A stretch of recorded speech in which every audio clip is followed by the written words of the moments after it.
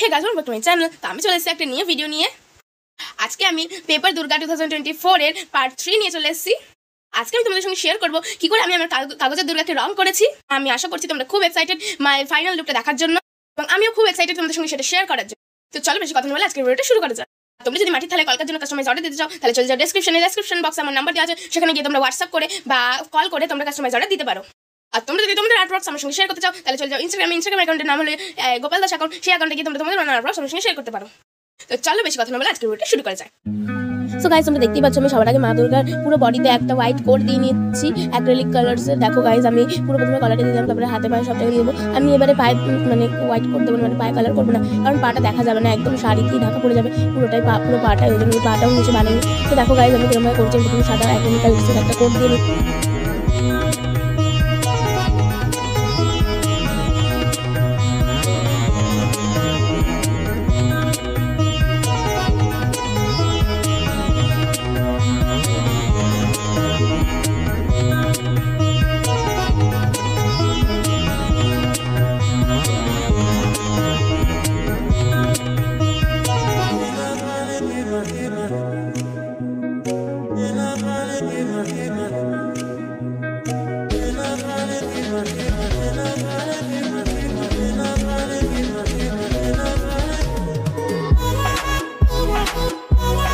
তো গাইস, দেখতে পাচ্ছি আমি প্রথমে মা দুর্গার কোটটা দিয়ে দিলাম, তারপর আমি এবার লক্ষ্মী গণেশ কার্তিক ও সরস্বতী কোটটা দিয়ে নেবো। তো আমি গণেশের একটা প্রাইমারি কোট দিয়ে নিয়েছি, তারপরে এবার কার্তিকের একটা হোয়াইট অ্যাক্রিলিক কালারের একটা কোট দিয়ে নিয়েছি, তারপরে লক্ষ্মীর কোটটা দিয়ে দিলাম, তারপরে মানে লক্ষ্মীকে আমি প্রথমে কালার করে দিলাম, তারপরে আমি সরস্বতীকে কালার করে নিচ্ছি। হ্যাঁ, প্রথমে আমি একটা কোট দিয়েছিলাম অ্যাক্রিলিক কালার, তারপরে একটা প্রাইমারি কোট দিয়ে নিলাম, তারপরে এবার আমি একটা কালার বানিয়ে নিয়েছি, সব ইয়েলো কালার, তারপরে হোয়াইট ইয়েলো হচ্ছে অরেঞ্জ কালার মিক্সড করে একটা কালার বানিয়ে নিয়েছি। কারণ আমি এবার যে তিনটা বানাচ্ছি ওই তিনটা এরকমই কালার আছে মা দুর্গার। তো ওই জন্য আমি কালারটা বানিয়ে নিলাম, কালারটা বানিয়ে নিয়ে এবার আমি মা দুর্গার পুরো গায়ে এই কালারটা দিয়ে দিচ্ছি। দেখো গাইস, আমি কিরকম দিচ্ছি, পুরোটা করছি।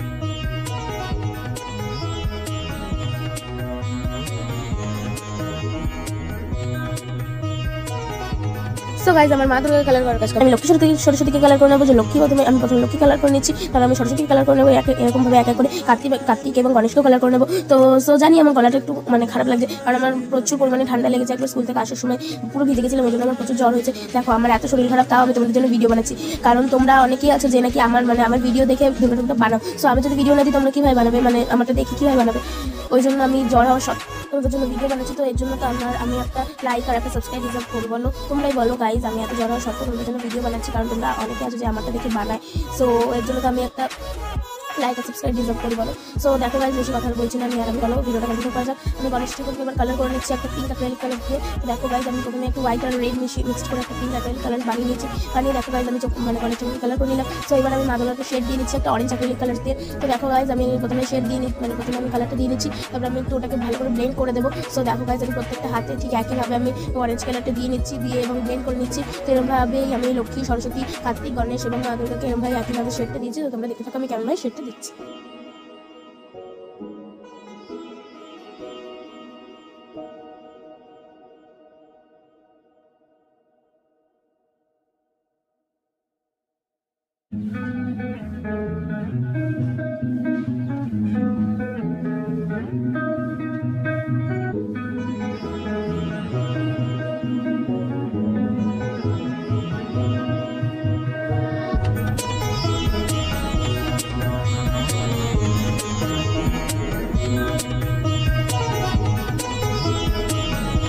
গাইস তোমরা দেখতেই পাচ্ছ আমার মা দুর্গাকে শেড দেওয়া কমপ্লিট। তো এবার আমি লক্ষ্মী সরস্বতী শেড দিয়ে নিচ্ছি। সবার আগে আমি লক্ষ্মীকে শেড দিয়ে নিচ্ছি। তো দেখো গাইস আমি অরেঞ্জ কালার দিয়ে পুরো ভালো করে সুন্দর করে শেডটা দিয়ে নিচ্ছি। দেখো গাইস আমরা যদি লক্ষ্মী সরস্বতী কালার করে যদি শেড না দিই তাহলে মানে কেমন একটা লাগে না, মানে আলো ছায়াটা ঠিক বোঝা যায় না। ওই জন্য আমি শেডটা সুন্দর করে আগে সুন্দর করে দেবো। শেডটা হচ্ছে সব থেকে ইম্পর্টেন্ট জিনিস। তো দেখো গাইস আমি লক্ষ্মীকে শেড দেওয়া কমপ্লিট হয়ে গেছে আমার। এবার আমি সরস্বতীকে শেড দিয়ে নিচ্ছি ঠিক একইভাবে যেমন লক্ষ্মীকে দিয়েছিলাম। তো চলো সরস্বতীকে শেড দিয়ে নেওয়ার পর তোমাদের সঙ্গে আবার দেখা।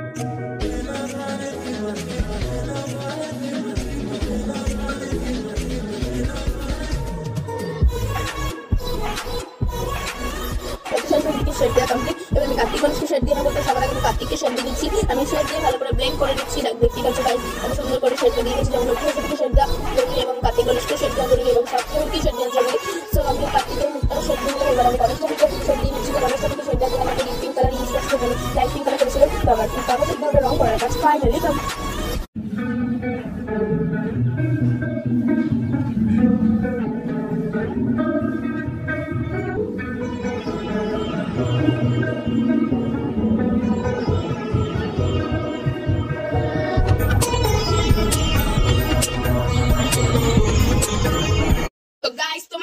ফাইনাল লুকটা কেমন লাগলো আশা করছি খুব ভালো লেগেছে। আমার তো খুবই সুন্দর লেগেছে। তো চোখ দেওয়ার পর আরো বেশি সুন্দর লাগবে। তো তার জন্য আমার চোখ দেওয়ার ভিডিওটা তো আর কিছুদিন পরে আসবে। তার জন্য আমার চ্যানেলটাকে সাবস্ক্রাইব করে রাখতে হবে আর বেল আইকনটা ক্লিক করে রাখতে হবে যাতে চোখ দেওয়ার ভিডিওটা সবার আগে তোমাদের কাছে পৌঁছে যায়।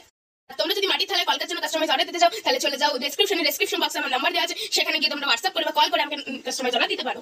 তোমরা তোমাদের মানে আর্ট সঙ্গে সঙ্গে শেয়ার করতে চাও তাহলে চলে যাও ইনস্টাগ্রাম অ্যাকাউন্টের নাম হলো গোপাল দাস। সেই অ্যাকাউন্টে গিয়ে তোমরা তোমাদের মানে আর্ট সঙ্গে সঙ্গে শেয়ার করতে পারো, ট্যাগ করে ডিএম করে এবং মেনশন করে। আজকের ভিডিওটা এতটাই। তোমাদের ভালো লাগলে বেশি বেশি করে লাইক শেয়ার এন্ড কমেন্ট করো এবং আমাদের চ্যানেলে নতুন হয়ে থাকলে সাবস্ক্রাইব করে দিও, কিন্তু সাবস্ক্রাইব করতে কিন্তু ভুলো না।